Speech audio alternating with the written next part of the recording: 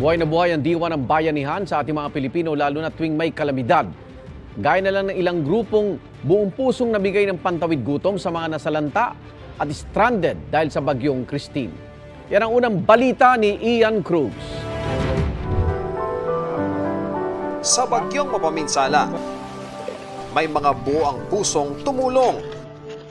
Ang nagbigay init sa malamig na panahon. Sa Albay, Sorsogon, Camarines Norte at Camarines Sur, volunteers ng Community Pantry Philippines.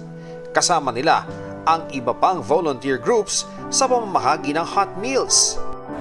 Maging ang mga stranded na motorista may naramdamang kaunting ginhawa. Bali, 2 araw, 2 gabi na po kami dito. Milya-milya ang kanilang pasasalamat sa mga Good Samaritan.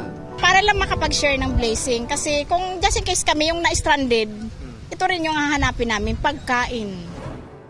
Sa C5 Road sa Calapan City, Oriental Mindoro, halos 200 ang hindi umuusad na truck, bus at iba pang sasakyan. Kaya ang grupo nina Marina Net Jeronimo, pantawid gutom ang ipinamahagi sa pamamagitan ng kanilang Kitchen on the Go.